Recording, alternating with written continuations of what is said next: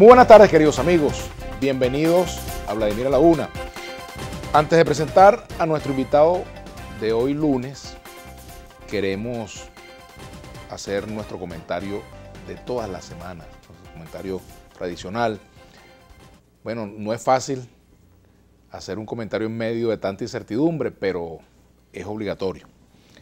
Me refiero a que estamos en un panorama, ante un panorama lleno de cada vez mayores dificultades. Por una parte, la situación interna del país, la economía, la situación social, el deterioro hospitalario, etcétera, que lo conocemos, lo vivimos, lo padecemos y cada vez lo padece más cantidad de gente de distintos sectores sociales. De esto no se salva casi nadie. Por otro lado, la confrontación política, la detención de dirigentes políticos cercanos a Juan Guaidó. Y en el otro aspecto también hay grandes dificultades. Por ejemplo, bueno, Venezuela está en el centro de una posible reedición de la Guerra Fría. La llegada de unos aviones rusos con militares. La embajada ha dicho que eso no tiene nada de extraño, la embajada rusa en Caracas, que se trata de mantenimiento, de militares que vienen a labores de mantenimiento, de aeronaves, de equipos, etcétera. Bueno, no sabemos en verdad en el fondo de qué se trata finalmente, pero desde Estados Unidos han dicho que no aceptarán tampoco la injerencia rusa en Venezuela. En fin, estamos ante un panorama cada vez más complejo en el cual no queda otra sino temer que nos acerquemos a definiciones sobre las cuales la mayoría de nosotros, los venezolanos de a pie, no tenemos ninguna incidencia, ningún control ni ninguna posibilidad de hacer algo que detenga lo que parece inevitable. Y es allí donde efectivamente uno como comunicador social, como venezolano, tiene que expresar una preocupación. Hemos llegado a un nivel donde ya no es posible una solución nacida de una negociación. Hemos llegado a un nivel donde nos dirigimos inevitablemente hacia la medición de fuerza. Dios quiera que ese no sea el panorama que nos espera a los venezolanos, porque tampoco podemos creer que las cosas se van a quedar tal y como están. Venezuela reclama un cambio. Ahora, creemos que ese cambio debería ser para mejor. ¿Cómo lograrlo? Lamentablemente hoy parece que no está en manos de la absoluta mayoría de los venezolanos como debería ser, sino que está en manos de decisiones ajenas a nosotros, los venezolanos.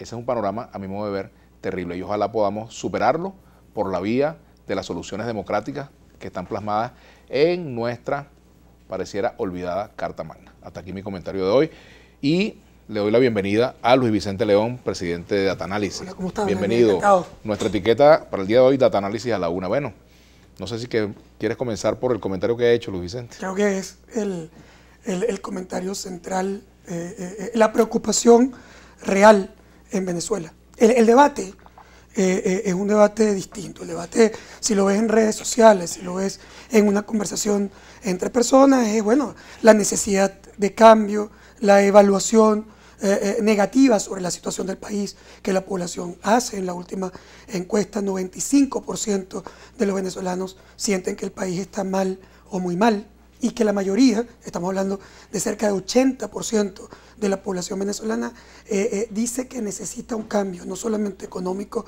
sino político en el país. Ese deseo abrumador de cambio, sin embargo, no se traduce, esa energía potencial no se traduce en energía cinética. La población siente que no sabe cómo producir ese cambio.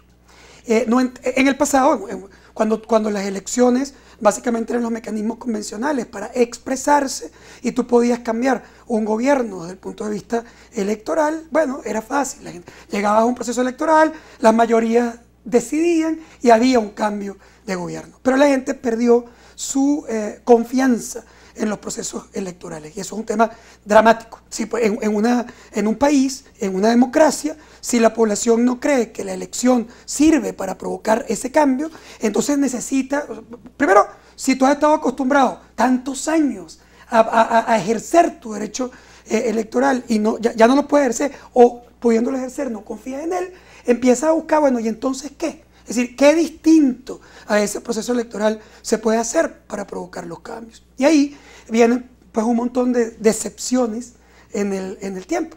¿Y cuáles son esas decepciones? Bueno, alguna parte de la población se expresó, protestó, buscó mecanismos para tratar de producir ese cambio por la fuerza. Otros, en algún momento determinado, fueron a procesos de diálogo y pensando que en un diálogo o negociación política entre las partes se podía buscar una solución que no te llevara a la guerra. Es decir, que no te llevara al conflicto o que no te llevara a la anarquía. Porque nosotros solamente hemos visto el conflicto, como la gente se imagina una guerra civil entre dos partes. No, hay muchas formas claro. en la historia, incluyendo Libia o el mismo Colombia. Porque la gente cuando ve Libia la ve como muy lejos. Y, no, pero nosotros no somos como los árabes. Es decir, no, pero es que tú tienes aquí una historia en América Latina gigante de guerrillas que duraron 60 años, 40 años, que mataron, que explotaron, porque además también se sentían en la incapacidad de producir los cambios. Si tú no produces los cambios, es como un volcán. O sea, tú estás con un montón de energía que la estás parando y en algún momento esa energía puede explotar. Y el problema que hay allí, Luis Vicente, un poco apuntando en la dirección que tú planteas, es que los actores, los decisores, porque aquí el problema no es solamente de actores, sino de decisores, o lo que pueda pasar aquí, van a comenzar y ya están comenzando a jugar cada vez como que más duro, ¿no? Sí. De manera más osada, de manera más atrevida, de manera más... Se va escalando. Se llama escalada. En términos, digamos, sociales, se llama escalada de violencia, pero también en la violencia política. Es decir, lo que tú estás viendo es escalarse la radicalización de las partes. ¿Por qué? Bueno, yo aquí ni siquiera estoy en este momento tratando de criticar ni de definir culpables. Estamos analizando lo que está pasando. Estamos tratando de graficar el problema, que es la primera cosa que hay que hacer. Yo entiendo que muchos de la audiencia se pueden poner nerviosos. Y se pueden poner nerviosos porque tú estás cargado. Y además, estás cargado con razón. Tienes un país que se está destruyendo. La infraestructura en el piso.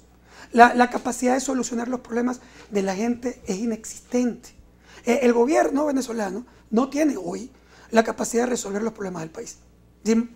Incluso si quisiera, incluso si hay un cambio en el modelo económico que hemos hablado 20.000 veces que había que cambiar hacia un proceso para promover la empresa privada, la inversión, la apertura. Es que lo dijimos durante años que era indispensable. Hoy, si el gobierno quisiera entrar a ese proceso, estaría bloqueado. ¿Por qué? Por las sanciones, el aislamiento internacional, y le sería muy difícil resolver los problemas. Ahora, si el gobierno no puede resolver los problemas de la sociedad, porque está preso primero de ideologías y por otro lado preso de sanciones internacionales, ¿qué pasa? Que su posibilidad queda limitada a la radicalización de sus posiciones. ¿Qué es lo que estamos viviendo? Tenemos que hacer una pausa, Luis Vicente. A mí me gustaría que, más allá de analizar los temas de fondo con respecto a la detención de Roberto Marrero, por ejemplo, y de este doctor Planchard, consultor de Rusnet, más allá de ese detalle, cómo esas acciones pueden, digamos, radicalizar los escenarios, como tú lo venías diciendo, ¿no? Con las decisiones que se han anunciado desde fuera, la respuesta desde el exterior y la respuesta que el propio gobierno venezolano va a producir. Es decir, me gustaría que nos metiéramos en el panorama ya de los posibles movimientos de cada factor. Vamos a hacer la pausa y ya venimos con Luis Vicente León, Data Análisis a la 1, nuestra etiqueta.